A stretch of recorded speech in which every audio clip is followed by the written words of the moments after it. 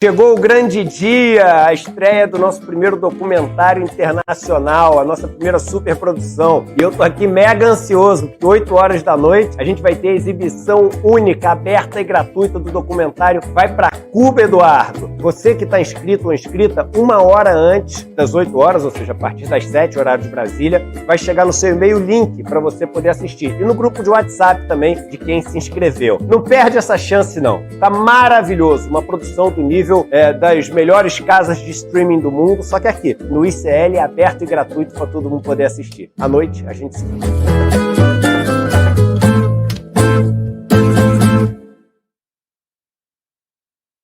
Pessoal, bom dia para vocês. Agora são 7 horas mais um minutinho. Meu nome é Fábio Panunzio. Você não está no canal errado. Eu estou aqui no ICL. Provavelmente você me conhece da TV Democracia.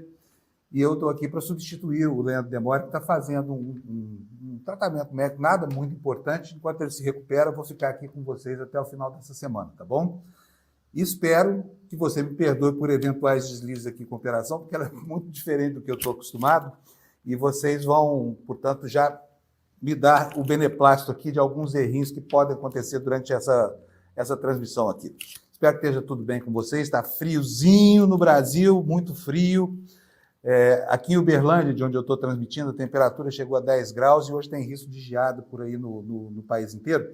Eu vou até mostrar para vocês aqui, começando o programa hoje, como ontem começou o Calejon, que estava aqui nessa missão difícil de substituir o Demore, falando um pouquinho sobre a meteorologia. Vou, para isso, usar aqui uma notícia do site G1, que eu vou compartilhar com vocês aqui na tela. Gabriel, bom dia. Pode colocar, por favor, para mim na tela? Isso, obrigado. Tá aí, olha, ciclone tropical em alto mar mantém as temperaturas baixas no sul e no sudeste. E o litoral tem um alerta de ressaca. Eu vou ler aqui para vocês a informação, porque assim você se prepara, já coloca aí no seu material para sair de casa, isso aqui, olha. Por estar afastado do continente e pelo choque térmico não ser intenso, não deve haver a formação de nuvens de chuva, né? Seco no Brasil inteiro e está terrível. O pessoal com o nariz sangrando e tudo mais aqui no sudeste e no centro-oeste do Brasil. Apesar da previsão de sol, as máximas não devem subir por conta do reforço do ar frio.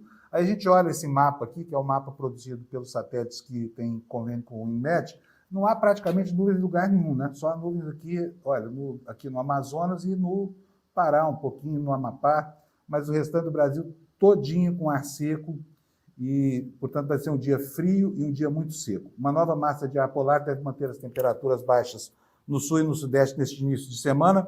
Um ciclone extratropical formado em alto mar no fim de semana favorece o avanço do ar frio do país. Eu vou tirar essa tela daqui, porque eu quero mostrar para vocês que tem alguns alertas do Instituto Nacional de Meteorologia sobre frio severo e também sobre umidade relativa do ar severa.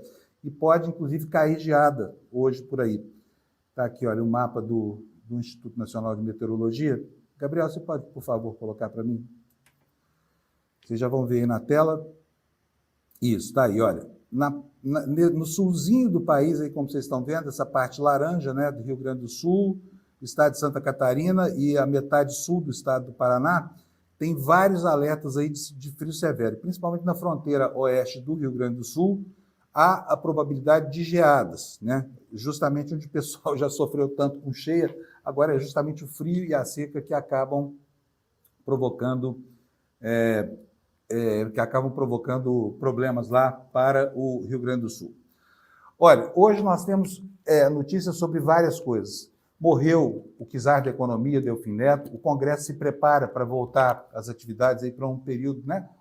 Digamos assim, um período sabático de trabalho, um período sabático sem trabalho, porque tem lá algumas coisas na pauta, não tem importância nenhuma, e o que está em jogo é a sucessão do Lira e do Pacheco. Então, as articulações que já começaram vão dar o tom do trabalho que vai ser retomado hoje. Hoje também tem o presidente do Banco Central, que vai ao Congresso para explicar essa loucura da taxa de juros no Brasil. E, gente, olha só que coisa mais paradoxal. Vocês se lembram quando o Lula nomeou o Galípolo para aquela diretoria do Banco Central e ele, né, é tido e havido como o próximo presidente do Banco Central? se esperava dele posições um pouco mais serenas do que normalmente o guardião da moeda traz para a gente, né? O que se esperava dele era que ele fizesse um contrapeso ali com os agentes do mercado financeiro que compõem a direção do Banco Central, para resguardar um pouco do espaço da serenidade fiscal e, principalmente, para acabar com a bota. Mas não é que o Galípolo já está falando exatamente como um Faria Limer, dizendo aí ontem, no evento público, já falou que o aumento dos juros não está fora do radar, etc, etc, etc. Mas eu vou começar aqui o noticiário falando sobre a morte do ex-ministro Delfim Neto, superpoderoso Delfim Neto. Vou usar para isso uma notícia do Valor Econômico. Vou colocar já na tela para vocês aqui. Está aqui, olha aqui, ó. Morre Delfim Neto, o czar da economia. Vou ler para vocês, porque o Delfim Neto teve uma trajetória de vida, todo mundo conhece, foi um ministro da ditadura, se apoiou no AI-5 para criar ou para gerenciar o milagre econômico. Dizem que derrubou o Simonsen, né, para continuar na gestão da economia brasileira pós-milagre, mas acabou arrebentando o Brasil. E depois disso tudo, depois de ter sido deputado por vários mandatos, acho que 5 mandatos, o Delfim Neto virou ídolo de uma parcela da esquerda brasileira. É mole isso? É isso mesmo. Ele passou a ser guru, inclusive do presidente Lula. Vou ler aqui para vocês as informações biográficas dele, aqui na página do Valor. Olha, ex-ministro da Fazenda, da Agricultura, do Planejamento, ex-deputado federal Antônio Delfim Neto, morreu nesta segunda-feira aos 96 anos. Ele se encontrava internado desde a segunda-feira da semana passada no Einstein, no Hospital Albert Einstein, lá em São Paulo. Por mais de 5 décadas, Delfim Neto foi personagem e testemunha da história econômica e política do país, diz o Valor. Durante sua vida, transitou entre os extremos. Foi de office boy da Gessi Lever ao mais poderoso ministro da Fazenda do país, de czar da economia durante boa parte da ditadura, a um dos mais influentes conselheiros do governo do ex-líder sindical, né, que pode parecer paradoxal, Luiz Inácio Lula da Silva, e de patrono do milagre brasileiro ao principal encarregado de resgatar o país depois da quebradeira dos anos 80. É preciso dizer aqui que, enfim, ele é enaltecido por uma boa parte da direita brasileira, e há também quem o enalteça na esquerda, mas o Delfim, depois do milagre econômico, foi o ministro que quebrou o país, né? Não entendo. O Brasil, que de repente cultua pessoas que, na verdade, foram derrotados nas missões para as quais foram instalados, né? Mas vamos ver aqui como é que foi, relembrar um pouquinho como é que foi a trajetória de vida do Delfim Neto. De 67 a 74, foi ministro da Fazenda do Costa e Silva e do Médici. Depois tomou para si o comando de toda a economia, em uma tarefa facilitada pelo Ato Institucional número 5, que ele, aliás, apoiou, diz aqui o jornal, com entusiasmo, e é verdade. Tinha ao alcance das mãos um orçamento infinito chamado de conta-movimento. Isso foi um artifício criado em 1965, que registrava as operações do Banco do Brasil como agente financeiro do Banco Central. E aí o governo financiava as políticas de crédito público e as operações oficiais sem limite do orçamento da União, que tinha menor importância, né? E hoje é essa gente que fala que o governo Lula precisa respeitar mais enfim, a racionalidade e a ortodoxia econômica. A segunda passagem de Delfim Neto pelo governo militar não teve o mesmo sucesso. Depois de ocupar o Ministério da Agricultura por alguns meses, em 79, ele assumiu o planejamento em substituição ao ministro Mário Henrique Simonsen, que se demitiu antes mesmo de elaborar o orçamento do ano seguinte. Teve uma treta entre eles gigantesca. Há uma versão da história que diz que Delfim derrubou o Simonsen e terminou depois de quebrar o país. Não é a versão dele, Delfim Neto. Ele conta que Simonsen, em 79, já tinha plena consciência de que o Brasil estava inexoravelmente quebrado, que não haveria nada a fazer a não ser um duro programa de ajuste, plano que o ex-presidente João Figueiredo não aprovou. Quem estava vivo naquela época, eu já estava inclusive trabalhando já como jornalista, se lembra do sofrimento que foi esse período aqui, sofrimento imposto ao país durante muitos anos. Eles prometiam que iriam fazer o bolo crescer para depois dividir com a sociedade, pois o bolo cresceu e só eles mesmos que comeram. Mas vamos lá, Delfim comandou a economia até 1985, quando João Figueiredo foi sucedido na presidência por Zé Sarney. No lugar da abundância dos tempos do milagre econômico, foi então a vez de administrar a massa falida, o segundo choque de preço do petróleo e o salto dos juros internacionais que multiplicou o endividamento e os encargos financeiros dele decorrentes. Em 1982, os mercados pararam de emprestar ao país e aí se instalou uma crise cambial que só veio a ser solucionada uma década depois.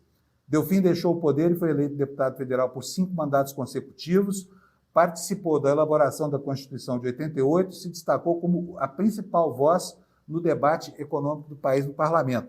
Importância que manteve mesmo após perder a sua cadeira na Câmara dos Deputados nas eleições de 2006. Crítico de primeira hora da sobrevalorização do câmbio na primeira fase do real, ele também não poupou ataques ao nível dos juros elevados que prevaleceram por muitos anos após a adoção do plano de estabilização.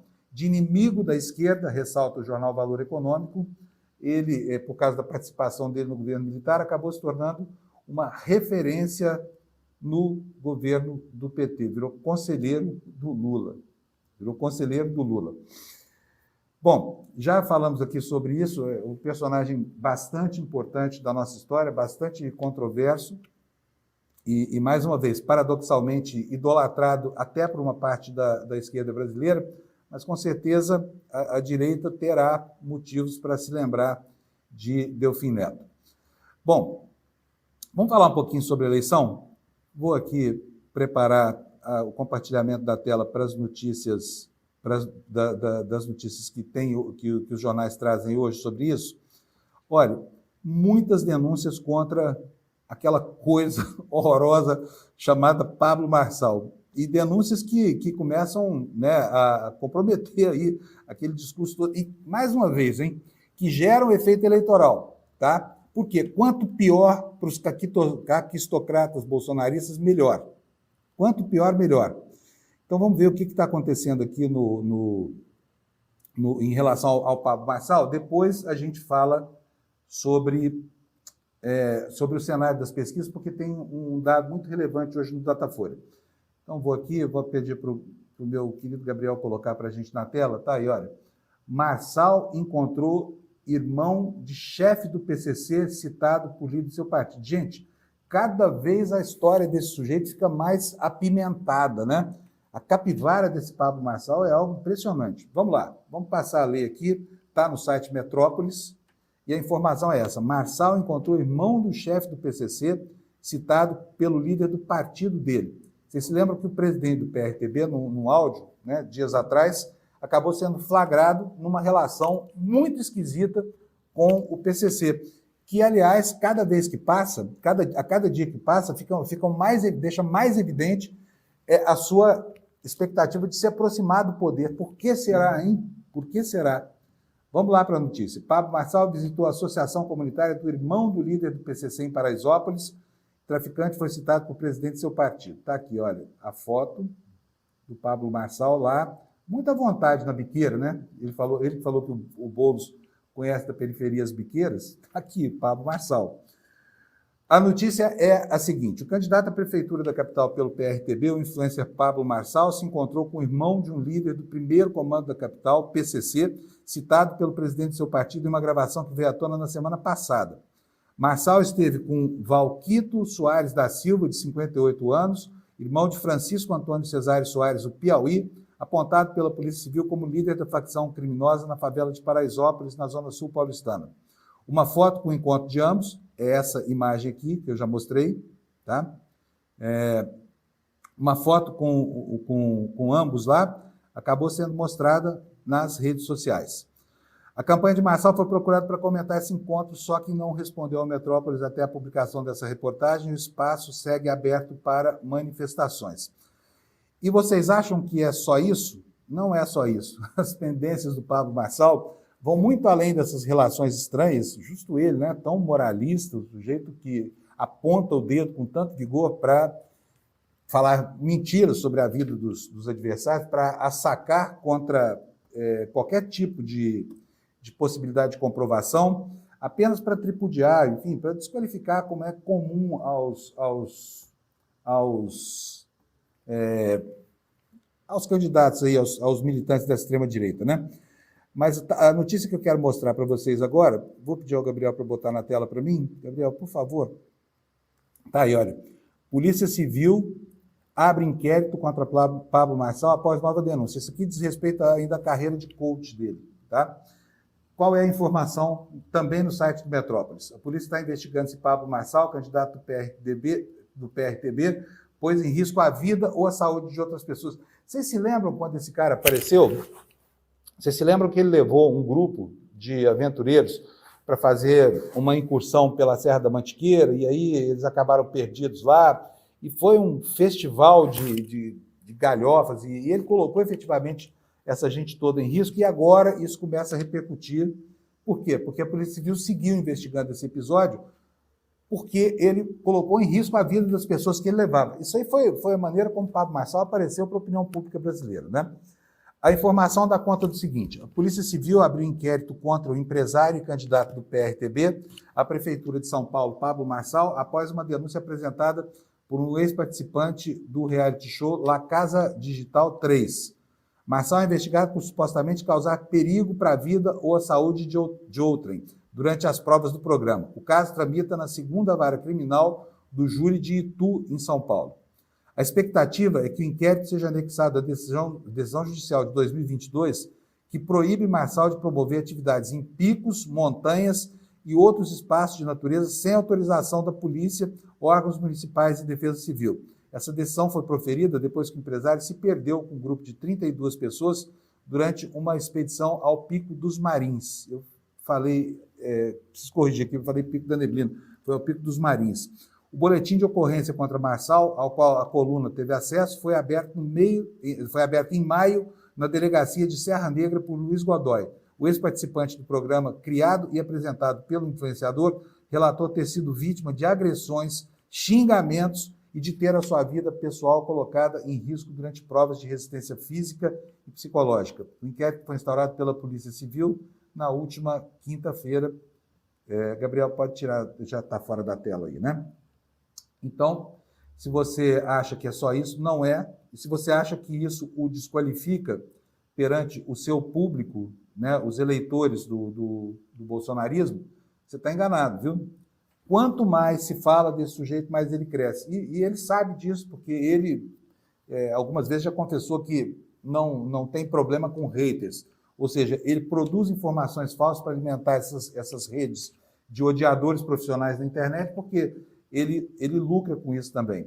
E lucra até eleitoralmente, como eu vou mostrar para vocês agora, numa matéria da Folha de São Paulo. Impressionante isso aqui. Preste bem atenção aí. Gabriel, por favor, pode subir para mim? Botar na tela, por favor? Está aí o compartilhamento. Beleza, obrigado. Tá aí, olha, Datafolha. Marçal cresce entre eleitores de Bolsonaro e de Tarcísio e ameaça Nunes, que é o prefeito de São Paulo, que está liderando as pesquisas lá, embolado com o Boulos lá nas primeiras posições. Mas, gente, será que um fenômeno como esse, né, um sujeito assim, que todo mundo sabe, inclusive os eleitores bolsonaristas sabem, que fala, enfim, é o profissional da discórdia, é o profissional do ódio, é o profissional da esculhambação, é, de longe, a pior alma penada que apareceu nessas eleições. E ainda assim, isso qualifica. E nós temos uma sociedade profundamente adoecida por gente que tem esse tipo de comportamento, e por pessoas que, não sei se por se identificar com isso, ou por vontade enfim, de ter uma conduta parecida, acabam sufragando, transformam em políticos, olha, assim, é uma ameaça concreta para as eleições, né? Vou voltar aqui a notícia para a tela, para que a gente possa ler isso aqui, olha. Datafolha, Marçal cresce entre eleitores de Bolsonaro e de Tarcísio e ameaça Nunes. O que diz a informação da Folha de São Paulo? O ex-coach oscilou positivamente até entre eleitores do Lula e do Haddad. Datena também desafia afiliados políticos. O que será que vai acontecer nessa eleição em São Paulo? Fala a verdade, fala sério para mim. Vamos para a notícia aqui. Notícia do Matheus Tupina, da Folha de São Paulo, que diz o seguinte: as intenções de voto em Pablo Marçal, do PRTB, cresceram entre os eleitores de Jair Bolsonaro e de Tarcísio Freitas, do Republicanos. Padrinhos políticos do prefeito e também pré-candidato à reeleição, Ricardo Nunes, do MDB, segundo Datafolha. Olha só isso aqui, ó. Marçal conquistou até agora 29% das preferências entre os que escolheram Bolsonaro em 2022, ante 22% no levantamento anterior, em julho. Ele também chega a 25% das intenções de voto entre os que elegeram o governador Tarcísio, de São Paulo, né? Ante 19% registrados no mês anterior. Ou seja, ele está realmente provocando aqui um abalo no capital político da direita brasileira, da direita paulista, né? Paulista e paulistana. A margem de erro dessa pesquisa é de 3 pontos para mais ou para menos. No caso das diferenças no limite de margem, no caso 6 pontos, uma situação de estabilidade é tida como improvável. Nunes, por outro lado, oscilou negativamente entre os apoiadores de Bolsonaro, passando de 42% para 38% nessa rodada. Entre os eleitores de Tarcísio, ele foi de 40% para 42% das intenções de voto. Ou seja, está crescendo entre, né, basicamente todo o campo da direita. Com isso, a diferença entre o prefeito e o ex-coach caiu de 20 para 9 pontos no caso dos eleitores do ex-presidente e oscilou de 21 pontos para 17 entre os do governador. Os resultados evidenciam a dificuldade que o candidato do PRTB impõe ao atual ocupante do edifício Matarazzo para captar os votos obtidos por seus padrinhos políticos no pleito passado. Apesar de querer os votos de Bolsonaro, Nunes tem priorizado até o momento eventos com o governador de São Paulo, já que o ex-presidente tem uma rejeição elevada na capital paulista. Segundo o Datafolha, 65% dizem que não votarão de jeito nenhum em um candidato apoiado por ele. Já o apoio de Tarcísio levaria a rejeição a 48% dos entrevistados, o que é bem menor, né? Agora, repare aqui nesse gráfico, vamos pegar aqui os dados anteriores para que a gente possa entender aqui esse fenômeno de crescimento. Nesta aba aqui está a pesquisa de 27 e 28 de maio passado. Portanto, é uma amostragem bem antiga. Ricardo Nunes com 37, o Boulos com 3, o Zé Luiz da Atena do 8, mas lembrando aqui que essa é a intenção de voto dos eleitores de Bolsonaro, tá? Nós estamos tratando aqui de eleitores do Bolsonaro. Depois de 2 a 4 de julho, a situação ficou mais ou menos inalterada. O Nunes ficou com 42, o Boulos tem 5% dos votos dos eleitores do Bolsonaro, o da Atena tinha 11, o Pablo Marçal 22. Aí vamos pegar a última rodada. Vamos lá. Olha só como é que isso ficou. O Boulos volta para 3%, o Ricardo Nunes está lá em 38%. Lembrando, uma vez mais, isso aqui é o percentual de votos dos eleitores que declaram ter votado em Bolsonaro, tá? O da Atena fica aí com 13% e o Pablo Marçal passa a ocupar praticamente um terço, né? 29% desse eleitorado. E aí, Gabriel, pode tirar para mim a notícia, por favor? E aí eu pergunto para vocês, o que é que qualifica esse cara? Não é preciso ir muito longe para a gente entender que o estereótipo médio do bolsonarista é esse sujeito mesmo, boçal, brutalhão, burro, porque não se pode dizer que o Pablo Marçal seja uma sumidade, né? E a questão é, quando essas coisas acontecem, quando fica explícita a falta de qualificação, isso acaba qualificando o candidato para essa parcela do eleitorado. O que isso quer dizer? Que essa mensagem tem penetração. Eu acho, sinceramente, que isso precisa ser tratado do ponto de vista da psicologia social ou da psiquiatria social, porque no campo da sociologia e da ciência política não se vai encontrar uma explicação consistente para nada disso, tá bom? Antes de continuar aqui com as informações sobre eleições e tudo mais, eu preciso dizer que você pode assistir a esta live por vários canais diferentes. Eu vou dizer agora, se você está saindo da sua casa, se você mora em São Paulo, se mora no Sul, se mora na Bahia, você pode acompanhar o nosso noticiário aqui por vários canais. Ele é transmitido, olha, vamos lá, no EM, no Eduardo Moreira, no canal do ICL, nas redes de TV aberta, na região metropolitana de São Paulo, na TVT, né? Você pode assistir também na TVT. E no rádio, nós estamos ao vivo agora também na Rádio Brasil Atual, 98,9 na região metropolitana de São Paulo. Pela TV Quirimurê, que é um canal aberto de Salvador, Bahia.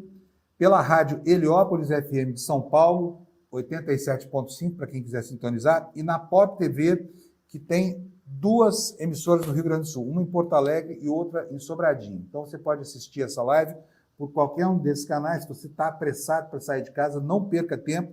Se você mora no Rio Grande do Sul, se você mora em São Paulo ou se você mora em Salvador, você está coberto por essas emissoras abertas. E se você não estiver, você leva o seu celular e vai ouvindo a gente pelo celular mesmo, tá bom? Agora são 7 horas e 25 minutos. Vamos falar um pouquinho mais sobre sobre as eleições.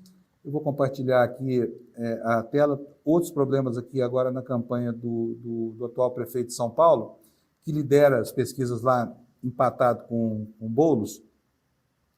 Ele ficou devendo uma explicação para a gente, né? Para a gente, para o eleitorado dele, no caso. E a explicação que ele ficou devendo não veio efetivamente.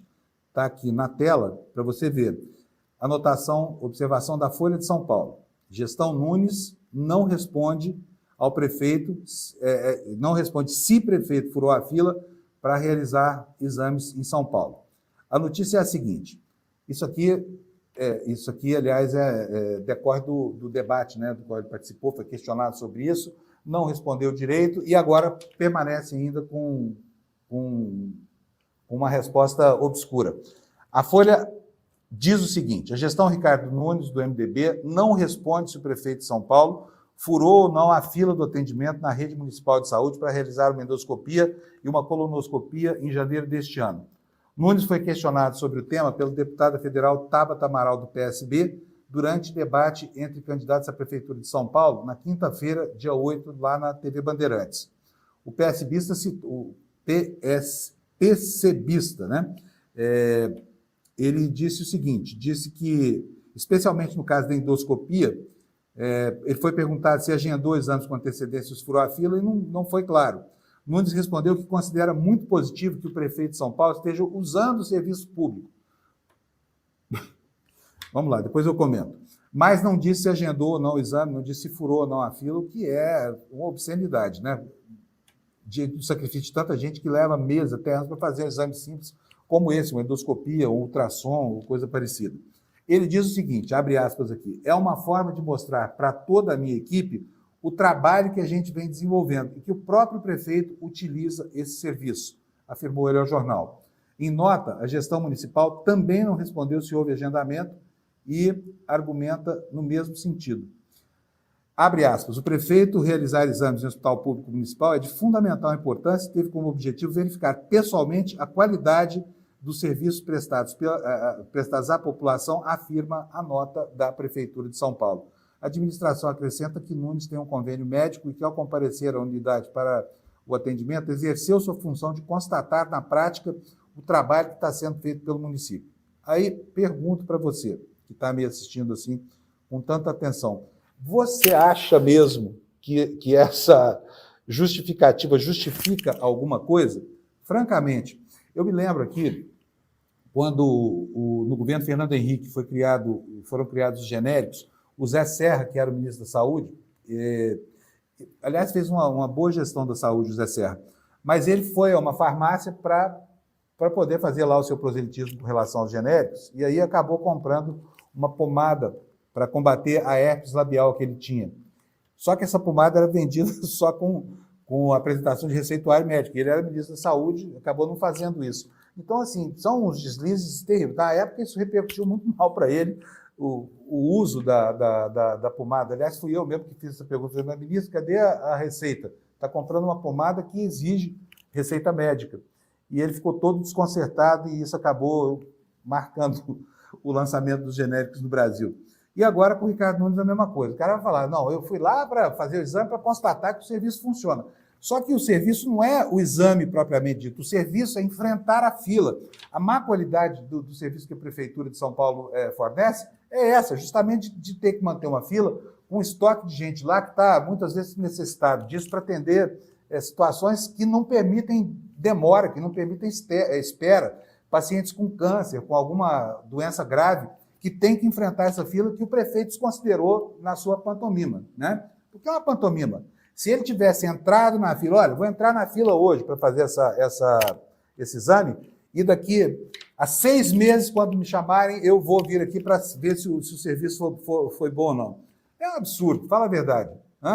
Não te parece um absurdo que o cara vai lá para quê? Para testar a máquina? Óbvio que ela funciona.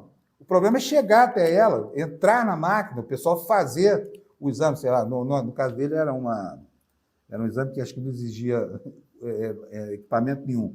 Mas fica aqui anotado que não respondeu e quando respondeu muito mal. Espero que a população de São Paulo ouça isso e entenda que esse tipo de proselitismo é um proselitismo muito equivocado. Por quê? Porque o que está em questão não é se o equipamento funciona ou não, se o médico é bom ou não, é como o paciente chega até os seus exames, tá bom? Então é isso aí, ruim para o atual prefeito, noticiário que, embora seja ruim, não é ruim eleitoralmente para o Pablo Marçal, e assim segue a campanha. Agora, não é só o Brasil que está fazendo uma campanha nesse momento, está vivendo aí uma véspera de eleição. Não vou falar sobre a Venezuela hoje, não tem muitos fatos novos ali, mas eu quero falar dos Estados Unidos. Vocês viram que ontem teve uma entrevista que o Elon Musk, foi mais um jogo de frescobol, né? Uma entrevista que o Elon Musk levou para o Twitter, para o ex-Twitter, para o X, o Trump lá, né, numa confraria da extrema-direita americana. O que aconteceu? Aconteceu o que não podia acontecer, aconteceu uma falha técnica, que depois o Musk falou que era produto do hackeamento do jornal e tudo mais. Vamos ver como é que está o noticiário. Eu separei aqui algumas informações para vocês no jornal New York Times, é um jornal conservador, mas a informação está lá direitinho. Deixa eu achar aqui onde é que está essa página, está aqui, ó. Eles chamaram nos Estados Unidos, eu estou chamando de frescobol, eles lá nos Estados Unidos chamam de softball, né, que é um jogo de menininha. Está aqui a informação, vou pedir para o Gabriel colocar para mim na tela. Coloca, por favor, Gabriel.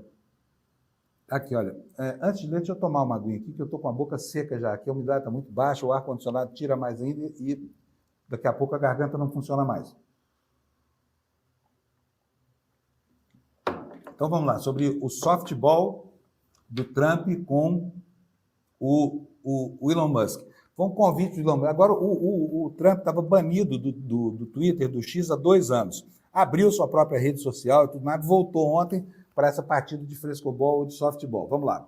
Musk fez perguntas fáceis, anotou aqui o New York Times, para Trump sobre o X, após problemas técnicos. Elon Musk fez elogios frequentes ao se mostrar um parceiro simpático para ajudar a amplificar as opiniões de Donald Trump em uma plataforma de mídia social que antes o impedia de divulgar as suas falsas alegações eleitorais. Está aqui o Trump na frente do telefone celular, lá em Mar-a-Lago, na Flórida, né? Vamos ler a reportagem aqui. O que deveria ser o retorno triunfante de Donald Trump a uma plataforma de mídia social central para a sua campanha à presidência foi prejudicado por falhas na noite dessa segunda-feira, quando uma conversa transmitida ao vivo no X entre Trump e o dono do brinquedo, Elon Musk, o dono do brinquedo é por minha conta, tá, gente? Não é por conta do New York Times, não. Foi significativamente atrasada por problemas técnicos. Mas assim que o bate-papo começou, 40 minutos depois do horário programado, a camaradagem recém-desenvolvida entre Musk e Trump ficou clara, com o empresário bilionário da tecnologia fazendo aquelas perguntas facílimas que permitiram que o Trump recitasse os pontos de discussão que animam a sua campanha presidencial. A conversa ofereceu poucas informações novas sobre as opiniões de Trump. Ao longo de mais de 2 horas, Trump atacou a vice-presidente Kamala Harris, a sua oponente democrata, como uma falsa, que junto com o presidente Biden não abordou as travessias na fronteira dos Estados Unidos com o México. Ele repetiu uma série de alegações falsas, incluindo a de que a eleição de 2020 foi fraudada, de que os processos criminais contra ele foram uma conspiração do governo Biden para minar a sua candidatura e os líderes de outras nações estavam deliberadamente enviando criminosos e seu povo improdutivo para a América. É tão abjeta a maneira como esse sujeito se refere aos imigrantes, né? E a própria esposa dele, coitada, pobre Melania, né? Melania que não ganha uma, perdeu para Stormy Daniels, mas a Melania é russa, é a mesma coisa. Quer dizer, na casa dele não vigora aquilo que ele deplora, né, nas fronteiras americanas. Seguindo aqui com a matéria do New York Times, Trump expressou amplamente a sua concordância, oferecendo elogios frequentes enquanto se mostrava um parceiro simpático. Aliás, o Musk, não o Trump, o Musk expressou amplamente sua concordância com tudo que o Trump falava, o que não surpreende ninguém, oferecendo elogios frequentes enquanto se mostrava um parceiro simpático para ajudar a amplificar as opiniões do Sr. Trump em uma plataforma de mídia social que uma vez o proibiu de promover falsas alegações sobre a violência, que induziam a violência política. Musk comprou o Twitter em 2022 e o rebatizou como X no ano passado. Abre aspas aqui, eu não era muito político antes, disse Musk no final do bate-papo, descrevendo-se como moderado, se não moderado, ligeiramente de esquerda. Meu Deus do céu! Acrescentando que os ouvintes que se categorizavam dessa forma deveriam apoiar o Trump. No início da noite, o senhor Musk compartilha com o Trump o desprezo pela mídia, né, eles são useiro e vezeiro, que compartilham das mesmas opiniões, deixou claro que não estava conduzindo uma entrevista adversária, mas queria ajudar eleitores independentes e de mente aberta a simplesmente pegar uma vibe. Disse também o seguinte, quero enfatizar que é uma conversa e a intenção é apenas ter uma ideia de como Donald Trump é em uma conversa. Se essa jogada ajudará Trump a conquistar eleitores indecisos ou Musk a restaurar a confiança na plataforma, ainda não está claro, diz o New York Times. O começo falho que Musk atribuiu a um ataque cibernético ameaçou, esse aqui é o problema técnico da transmissão de ontem, né? Ameaçou ofuscar a conversa em si.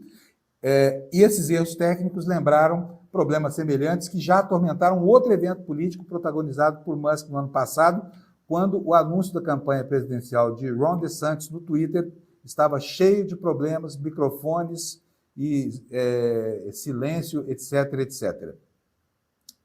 Tá aí, então, o noticiário sobre essa entrevista. Parece, pode tirar, por favor, Gabriel?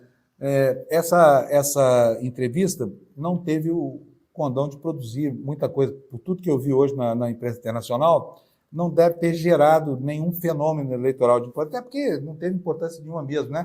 E o eleitor americano, ainda que fanatizado por essa corrente que hoje está quase majoritária lá de extrema-direita, não é burro ao extremo de não perceber que não se trata mesmo de uma entrevista, que é uma jogada publicitária. Daí a docilidade, né? Daí a gentileza excessiva com que o dono do Twitter trata o seu convidado para essa entrevista fake e que mais uma vez serviu para que Trump vertesse lá, abrisse a sua cornucópia das mentiras, porque ele simplesmente não consegue falar a verdade. Vamos passar agora, gente, ao assunto do dia aqui no Brasil. O assunto do dia hoje em todos os jornais é a volta do Congresso, que começa aí um período sabático de trabalho. Por que eu estou falando que o período é sabático de trabalho? Por quê? Porque o Congresso, como se sabe, já está vivendo um clima pré-eleitoral. Tem muitos deputados e senadores que são candidatos a prefeito e essa gente já saiu, já está, enfim, mergulhada na campanha. Vou pedir para o Gabriel colocar para mim a notícia da Folha de São Paulo na tela. Tá aí, olha, Congresso volta sob a sombra do período eleitoral e sucessão de Lira e Pacheco.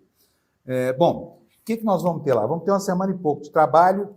Eu já vou ler aqui a notícia da Folha de São Paulo para vocês.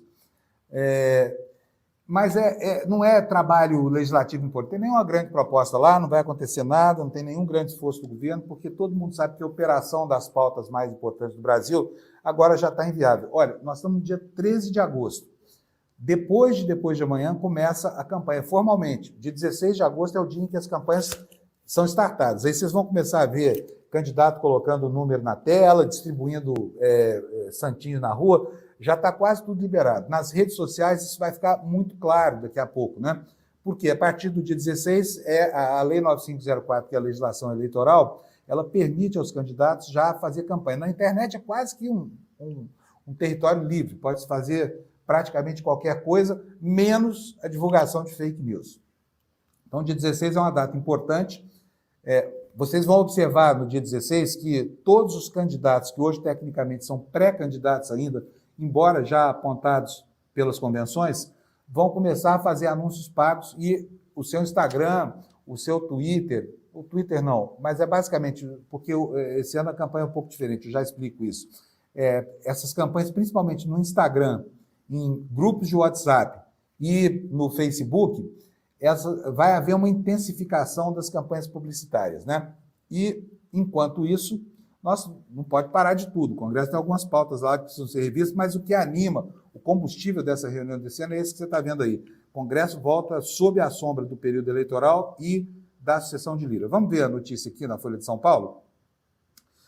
Após 3 semanas de recesso informal, deputados e senadores retomam as atividades parlamentares nesta semana com poucas sessões previstas até as eleições municipais de outubro e de olho nas negociações pela sucessão no comando da Câmara e do Senado. Como tradicionalmente ocorre em um ano eleitoral, os parlamentares devem esvaziar o Congresso Nacional para ajudar a eleger aliados em seus estados. A redução no ritmo de trabalho até o primeiro turno já foi definida pelas duas casas, ou seja, as férias em ano eleitoral são sobejamente conhecidas, são a tradição da política brasileira, né? Recesso bravo, o salário continua na conta lá e as emendas parlamentares também. A gente vai falar sobre isso. Diz aqui a Folha de São Paulo, no Senado haverá sessões presenciais apenas nesta semana e na primeira semana de setembro, ou seja, 2 semaninhas, né? Depois só volta depois do segundo turno. Nas próximas 2 semanas de agosto, os senadores poderão participar de forma virtual, o que na prática dificulta a votação de projetos mais sensíveis. Na Câmara, haverá um esforço concentrado em 2 semanas de agosto e uma em setembro. Estão previstas sessões nesta semana e nos próximos dias 26, 27, 28, além dos dias 9, 10 e 11 de setembro. Então, quando a gente fala aqui, esta semana e semana que vem, são 6 dias, tá? Se somar tudo, não dá uma semana do calendário gregoriano. E com isso, os parlamentares terão que se debruçar sobre projetos que esperam ver aprovados até o fim do ano. Para o Executivo, é prioritária a conclusão da votação de 2 projetos de regulamentação da reforma tributária. Abre aspas, a prioridade do governo e a necessidade do país é terminarmos este ano com a regulamentação da reforma tributária concluída no Senado e na Câmara, disse o ministro Alexandre Padilha das Relações Institucionais a jornalistas nesta segunda-feira lá em Brasília. O secretário extraordinário de Reforma Tributária do Ministério da Fazenda, Bernardo Api, é esperado no Senado nesta terça-feira para tratar do projeto que regulamenta o IVA, ou IVA, que é o Imposto sobre Valor Agregado, aprovado pela Câmara em julho. Só que falta regulamentar, né, como a matéria bem ressalta aqui. Já o segundo projeto, que trata da regulamentação do Comitê Gestor do IBS, que é o Imposto sobre Bens e Serviços, e das novas regras sobre como lidar com disputas administrativas e judiciais dos novos tributos, deve ser analisado pelos deputados ainda nesta semana. Aí vem a pergunta, mas será que vai dar quórum? Tradicionalmente, nessa semaninha do sabático de trabalho, não é o sabático sem trabalho, o sabático de trabalho no Congresso, algumas pautas acabam sendo votadas, até porque eles precisam justificar o salário, né? E aqui a Folha assinalam também que a retomada das atividades acontece no momento que os congressistas aguardam um desfecho sobre o impasse em torno das emendas parlamentares, após aquela decisão dos ministros do STF, né, que foi liderada pelo Flávio Dino, né, mandando dar transparência àquilo que o Brasil tenta entender faz já alguns anos, desde 2016. Em decorrência das decisões, diz o jornal, o governo suspendeu o pagamento de todas as emendas de comissão e de restos das chamadas emendas do relator, o que gerou uma animosidade entre parlamentares que agora ameaçam retaliar o governo Lula em votações ligadas ao orçamento. 2 líderes partidários, porém, avaliam que é possível a construção de um acordo entre o Congresso e o Executivo sobre as emendas para evitar atritos nessa relação. Gente, isso aqui é super importante no cenário eleitoral. Sabe por que eles estão tão loucos com essa grana? Gabriel, pode tirar a notícia para mim, por favor? Deixa eu ver se eu já estou sem a notícia. Já estou sem a notícia aqui. Por que é importante?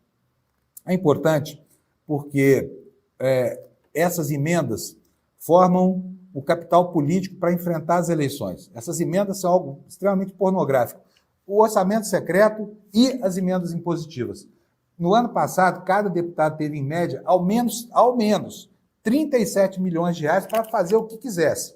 Isso só nas emendas impositivas. Aí depois vem as emendas RP9 do passado, emendas de comissão, é tanta emenda que agora o dinheiro abunda na conta desse cara. E o que acontece com isso? Isso vai acabar fazendo com que a eleição seja uma eleição com uma renovação menor do que a boa política recomendaria, no caso de um parlamento tão desgastado quanto o nosso. Por quê? Porque esse dinheiro serve para estabelecer uma relação fisiológica entre o eleitor e o eleito. É aquela verbinha que vai construir uma quadra de futebol, que vai asfaltar um pedaço de uma rua.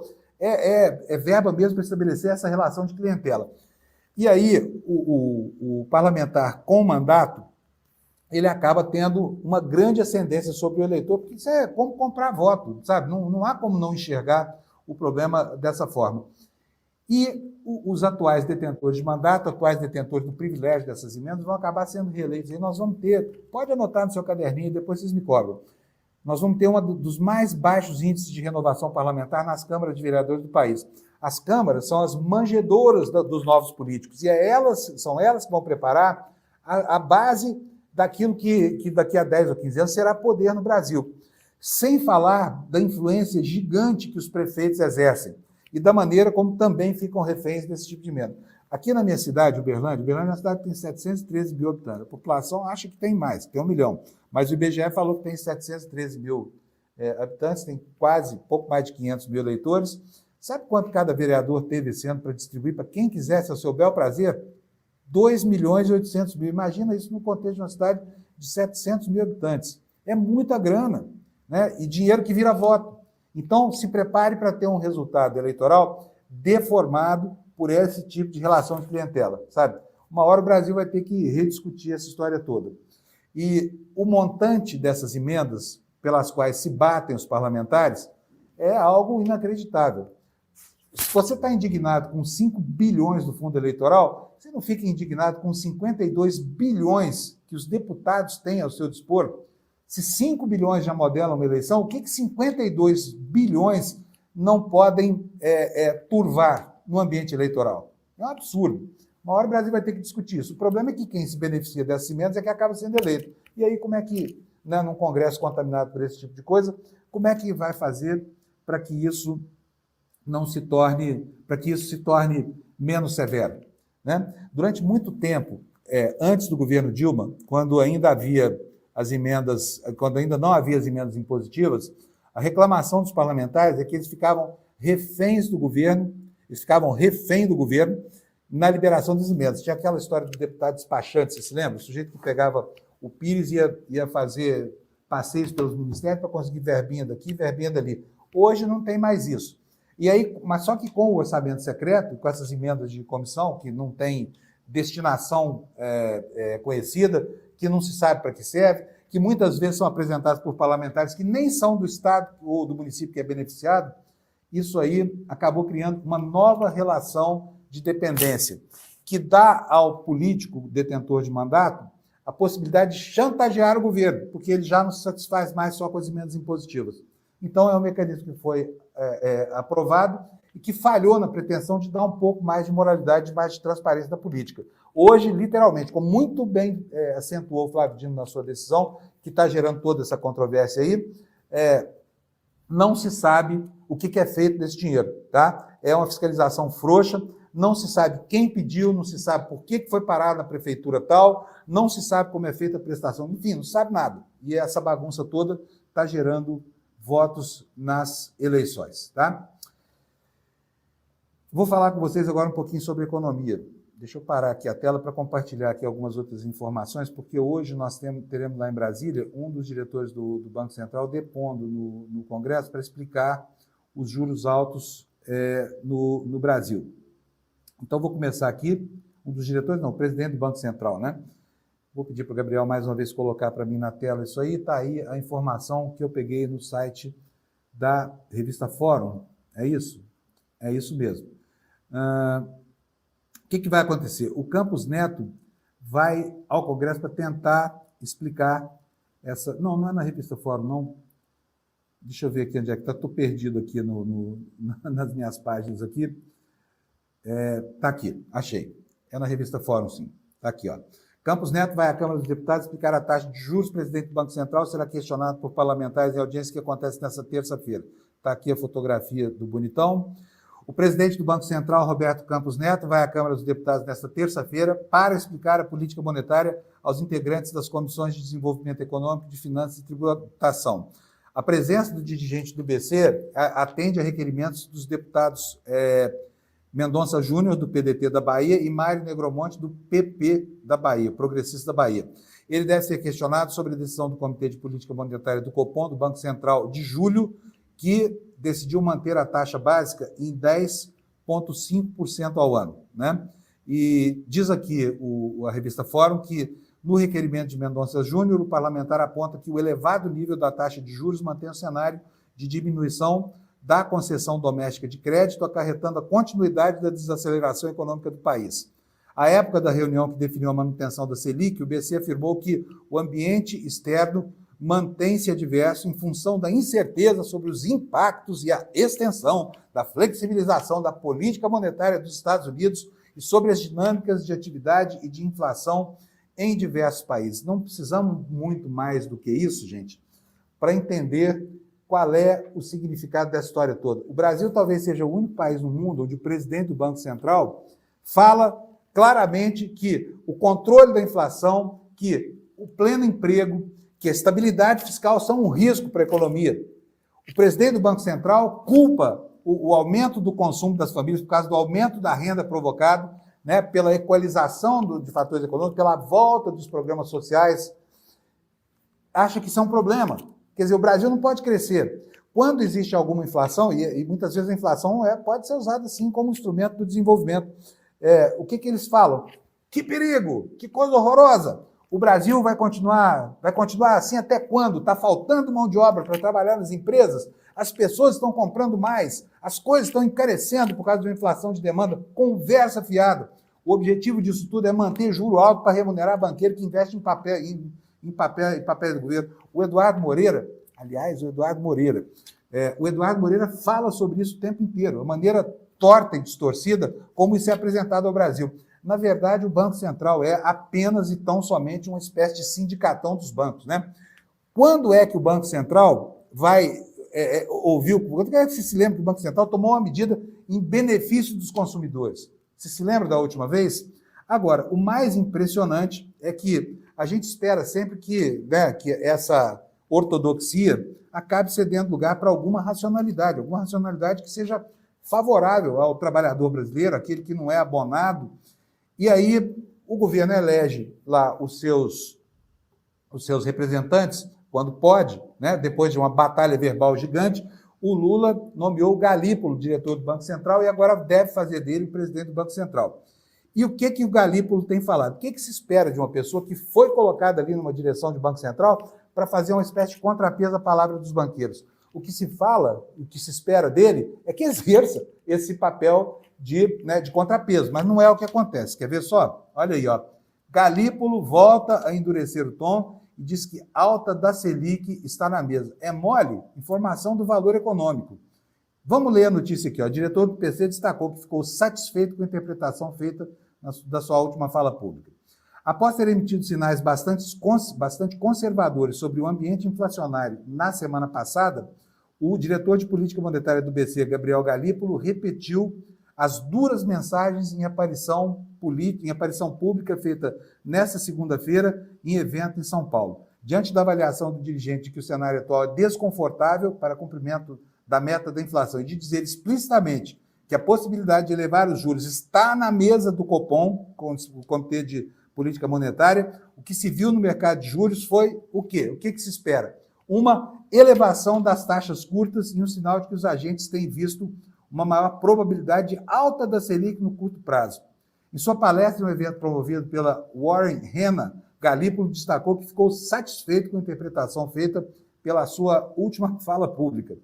Galípolo, atenção, eu não estou satisfeito, tá? É o pessoal da Faria Lima. A declaração foi considerada bastante hawkish, inclinada a uma política monetária mais restritiva por participantes do mercado e contribuiu para uma valorização do real e para uma queda nos juros de longo prazo nos últimos dias. Galípolo reforçou que os diretores novos são menos conhecidos, precisam ganhar credibilidade. Isso passaria, segundo ele, por um processo em que as falas e ações são coerentes. Resta saber coerente com o quê, né, gente? O que deu ainda mais força à interpretação de que o Copom estaria aberto à retomada do processo de aperto monetário, caso ela seja necessária. E agora você pegue aí todos os dados macroeconômicos e diga com franqueza para si mesmo, não precisa dizer para mim não. Qual é a necessidade? Os investimentos públicos deram um salto, a inflação convergindo para o centro da meta, né? Não há nenhum cheiro de inflação de demanda no ar. Por que essa gente insiste em manter juros tão altos dessa forma? Olha, eu tenho mais 3 minutinhos, tem um monte... Pode tirar da tela, Gabriel, por favor? Tem um monte de informações ainda que eu não consegui dar. Queria mostrar para vocês aqui, olha, algumas imagens que eu achei muito... Deixa eu tirar aqui essa informação daqui. Eu vou colocar aqui porque vocês estão vendo o que está acontecendo, né? Surpreendentemente, lá na guerra da Rússia com a Ucrânia, de repente, né, o país que está se defendendo de bombardeios, de mísseis, de drones, essa coisa toda, acaba fazendo uma investida contra o território adversário. Isso aconteceu agora lá na Rússia. E o New York Times também, esse aqui acho que é o New York Times também. Eu sei que vocês vão reclamar, não, mas esse é um jornal conservador, mas beleza, eles são bons de informação. Está aí, olha, uma coleção de fotos, deixa eu pedir para o Gabriel colocar na tela para mim, eu mesmo coloco aqui, pronto. Está aqui, olha, esse aí é o cenário em um posto de fronteira, dentro do território russo. Olha, uma semana após a maior incursão estrangeira na Rússia desde a Segunda Guerra Mundial, o The New York Times visitou um dos locais onde as forças ucranianas invadiram a Rússia e surpreenderam os defensores. Tá? Também tem, negligenciei aqui, porque acabei tomando tempo demais aqui com os assuntos que são importantes aqui no Brasil, mas lá na Argentina só se fala de Alberto Fernandes. Sabe, assim, a Fabíola Yanez pediu para escalar o problema, ela não quer poupar o Alberto Fernandes, né? E é um absurdo mesmo, sabe? Depois outra coisa, francamente, vamos falar sério, o cara ter a cara de pau de vir a público para falar que aquilo era um procedimento estético, ou seja, era uma cirurgia plástica, fala sério, nós estamos no século XXI, assim, inaceitável que um homem qualquer agrida uma mulher. Sabe, isso é um absurdo. Vou colocar aqui para vocês verem o Página 12, que eu e a Elga, que minha diretora, estavam chamando de Página 13 agora há pouco. Gabriel, se puder botar na tela, te agradeço. Tá aí, ó, Fabíola Yanez pediu agravar o processo contra Alberto Fernandes, disse o médico presidencial, e descreveu um inferno lá no Palácio de Olivos. Eu vou traduzir isso aqui para o português, quero ler para vocês isso aqui. Numa apresentação de 20 páginas, a Fabíola Yanez pediu que o ex-presidente fosse julgado por ferimentos graves e ameaças coercitivas. Ela revelou todo tipo de violência, um aborto forçado, o terrível soco no olho, a gente viu a foto dela, né? O olho todo roxo, gritos e abusos durante a gravidez e tapas diários. O advogado dela exigiu que o ex-presidente fosse julgado por seu papel de agressor em uma reação de poder desigual, onde ocupava o mais alto cargo do Estado e antes mesmo de cometer um crime tão terrível. Gente, são 7h58, preciso me despedir aqui de vocês, agradeço muito a companhia, vou parar aqui, isso, obrigado, Gabriel. Parar de compartilhar a tela, quero agradecer a vocês aqui, pedir desculpa por eventuais erros aqui na operação, acho que não foram tantos assim, recomendar uma vez mais, hoje é dia de assistir às 8 horas da noite o lançamento do documentário Vai para Cuba, Eduardo. Eu estou louco para ver, ainda não vi, está aqui na tela. E é o Eduardo Moreira quem vai dar para nós aqui agora uma dica do que vai acontecer. Mas só que você precisa fazer a sua inscrição. Está aí o link, ó, despertaicl.com.br, tá? Hoje, terça-feira, não perca, porque depois você não terá como assisti-lo, a não ser que seja sócio do ICL. Aproveita e fica logo sócio do ICL, tá bom? Quero mandar um beijão aqui para vocês todos. Obrigado pela comunidade. Muito obrigado mesmo. E quero mandar um beijo especial para a minha querida Dani Lessa, que foi a pessoa que me empurrou até essa live de hoje. E a gente se encontra aqui amanhã. Tchau, gente. Bom dia para vocês. Chegou o grande dia, a estreia do nosso primeiro documentário internacional, a nossa primeira superprodução. E eu tô aqui mega ansioso, porque 8 horas da noite a gente vai ter a exibição única, aberta e gratuita do documentário Vai pra Cuba, Eduardo. Você que tá inscrito ou inscrita, 1 hora antes das 8 horas, ou seja, a partir das 7, horário de Brasília, vai chegar no seu e-mail o link para você poder assistir. E no grupo de WhatsApp também de quem se inscreveu. Não perde essa chance não, tá maravilhoso, uma produção do nível das melhores casas de streaming do mundo, só que aqui, no ICL, é aberto e gratuito para todo mundo poder assistir. À noite, a gente se vê.